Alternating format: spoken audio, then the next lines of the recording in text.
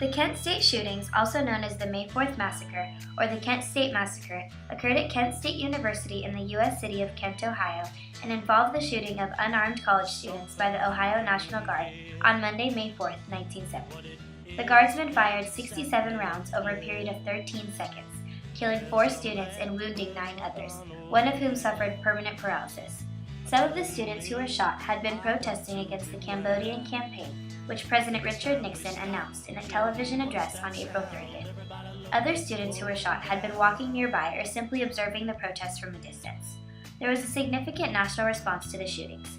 Hundreds of universities, colleges, and high schools closed throughout the United States due to a student strike of 4 million students, and the event further affected the public opinion at an already socially contentious time over the role of the United States in the Vietnam War. People speaking their minds are getting so much resistance from behind. It's time to stop. Hey, what's that?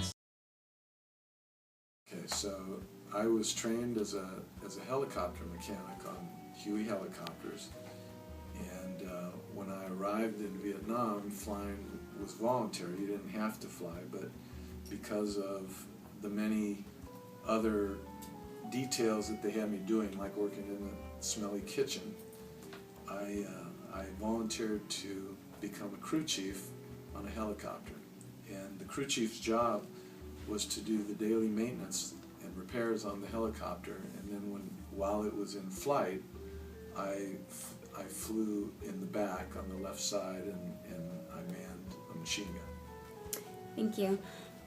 What did it feel like for you, as a man serving our country, to watch society protest against what you were doing out of service? Well, that one takes a lot of time, as I told you, but to cut it short, it really, Vietnam for us, we learned early on that the mission wasn't what it was purported to be. Our country really wasn't threatened by communism in South Vietnam, and so rather than it wasn't a patriotic thing, it became more of a survival thing for each of us as individuals. Woodstock is considered to be the last innocuous celebration of the counterculture movement. Soon after the event, the consequences of alcohol and drug consumption surged through the nation.